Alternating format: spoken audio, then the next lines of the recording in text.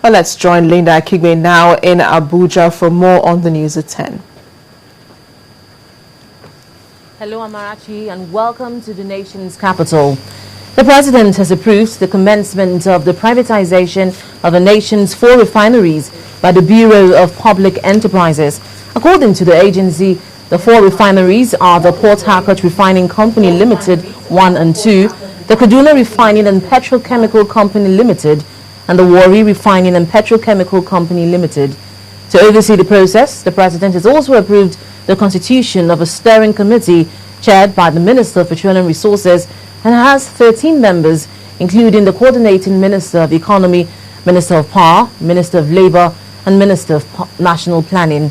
The committee will, among other things, advise the National Council on privatization on the best way to privatize the refineries and carry out any other ancillary activities relevant to privatization of the refineries. The name Clara Chime no doubt rings a bell. That's because of the controversy surrounding her life in the government house of Enugu State. As Governor Sullivan Chime's wife, she was in the public eye for about 5 years. But things fell apart when she reached out to some members of the human rights community and legal practitioner Femi Falana to save her from her husband. Breaking her silence in this exclusive interview with Channels Television's Shola Shoyele, Mrs. Chime recounted her ordeal in the hands of her husband and thanked Nigerians for coming to her rescue. He accused of so many things. You know, like the way he just told the whole world that I had mental problem. He told people that my friends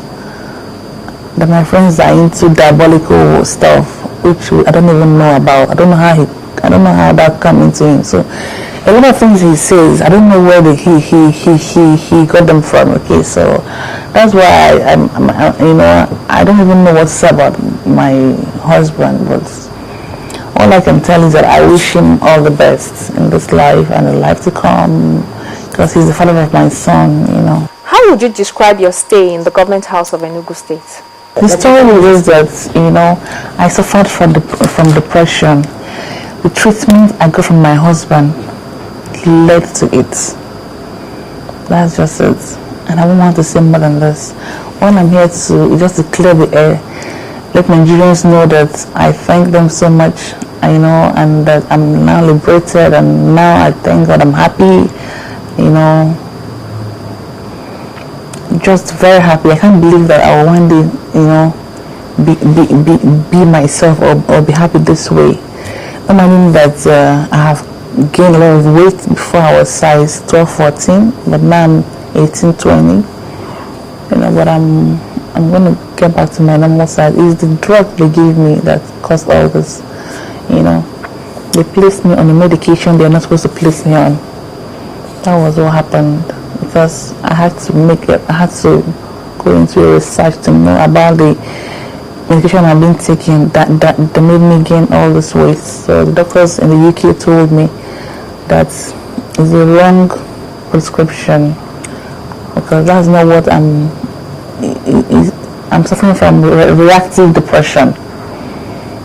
Because if your husband is not there for you, nobody is there for you, my dear, you break down. For a period of 4 times I have tried to escape, no way to escape, no way at all. What's the situation now? Are you still married? Are you still, what's happening now that you... No, I think we are separated. And you know, by what the law says, it takes after 2 years of separation, you can then file for divorce. So is that what you intend to do? Yes. You're not going back? I'm not going back. The federal government has reaffirmed its commitment to ensuring a more transparent extractive sector to ensure full accountability of the nation's revenue.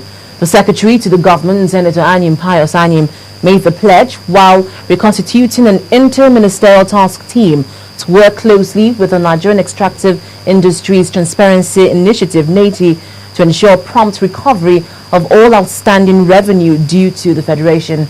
Our correspondent Gloria Umezuke reports. The consistent corruption in the oil and gas sector and the stack of reports from the Nigerian Extractive Industries Transparency Initiative left unimplemented over the years has probably spurred the presidency to action. Huge monies made from the nation's extractive industry, made up of the mining, quarrying, dredging and oil and gas, cannot be totally accounted for. Several moves by the government calculated to curb corruption in the oil and gas sector has been adopted, including the reconstitution and inauguration of an interministerial task team. In tandem with the foregoing, His Excellency Mr. President directed that the 90 processes be integrated into the administration's economic agenda. Accordingly, Mr. President approved the reconstitution and strengthening of the interministerial task team to enable it effectively discharge the obligations for which they were charged. Since 2004, NATI has engaged in various activities in pursuit of its mandate, which includes commissioning of the financial, physical and process audits of Nigeria's petroleum industry, and many of its audits have exposed revenue loss through sharp practices and gross mismanagement of the oil and gas sector. This is indicative of government's firm belief that transparency in the sector will definitely impact positively on other sectors, thereby limiting wastage, significantly reducing corruption, as well as increasing overall revenue for the government. We want to assure that the members here, drawing from the varied and very expansive experiences around the table, that will be able to live up to the task for the purposes of trying to breathe life into the recommendations that come out from the 90 audit and provide through the Secretary to the Government of the Federation. With this, Nigerians now expect a more intense battle by the government to salvage the nation's resources from huge theft. Gloria Umezuke, Channels Television News. The University of Nigeria Alumni Association has called for the reversal of a decision by the federal government suspending the Pro-Chancellor and Chairman of the University Governing Board, Professor Emeka Enejiri. The group also asked for the immediate suspension of the Vice-Chancellor of the University, Professor Bath Okulu. Briefing journalists in Abuja, the Chairman of the association, Mr. Andrew Oru, said the suggestion is to give room for a thorough and uninterrupted investigation into allegations of fraud and mismanagement of the university's funds amounting to 2 billion naira.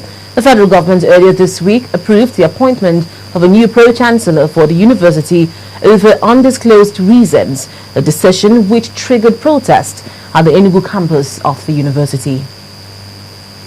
And that's all from Abuja. Back to you, Amarachi.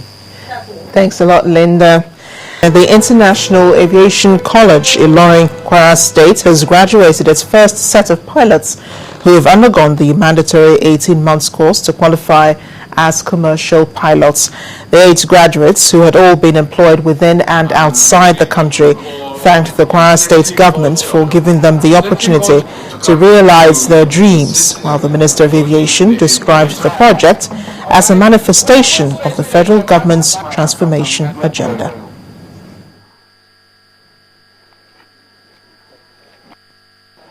Today, we celebrate the fruits of far-sighted leadership and salute the immediate past governor of Kwara State, distinguished Senator Dr. Abubakar Bukola Saraki, CON, whose singular vision of an aviation hub has led to the establishment of this internationally acknowledged institution, Ilorin Aviation College, and of course, the nearby Ilorin Cargo Terminal. I'm pleased to note that the vision of this great leader of ours is gradually coming to fruition with the success of this college and the imminent opening of the Ilorin Cargo Terminal, and of course, the Nigerian Navy's planned establishment of an aviation wing here in Kwara State, amongst others. Well, back here in Lagos, it was a tragic day for 9 people who died in a fatal accident on Ekpe-Lagos Highway. The accident involving 3 trucks reportedly ran into one another, resulting in several other multiple crashes. The Deputy Commander of the Federal Road Safety Commission, Bisi Kazim, says the victims include 1 female, 6 male and 2 children. The accident was due to loss of control by one of the trucks with the registration number XP444KTU. Mr. Kasim has also confirmed that 34,000 personnel have been deployed for special end-of-the-year patrol tagged Operation Zero Tolerance across the country. First Bank, truly the first.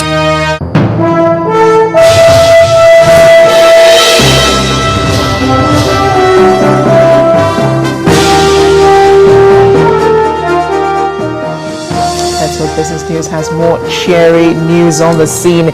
Here's Loretta Chogo. Of course, thanks. The Asset Management Corporation of Nigeria, AMCON, has indicated its readiness to redeem 1.1 trillion naira for Series 1, 2, 3, and 4 bonds held by institutions outside the central bank by the end of the year. At the signing of an agreement on the redemption plans that would ensure the complete offsetting of the liabilities by 2023, the governor of the Central Bank of Nigeria, Malam Lamido Sanusi, said the 1 trillion naira for the first redemption had been received by the Apex Bank from the corporation.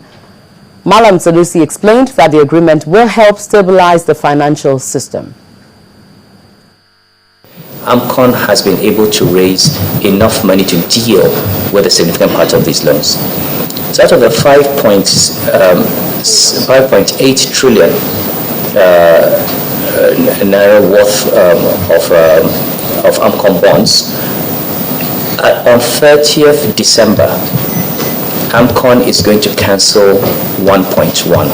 AMCON is going to pay, when I say cancel, it's going to actually pay off 1 trillion naira worth of the entire series 1, 2, 3, and 4 that is held by all institutions outside of the central bank. In October next year, AMCON is going to then write off another 1 trillion in October next year. Again, out of that's the Series 5 bond that's held by it's right now held by banks and other institutions.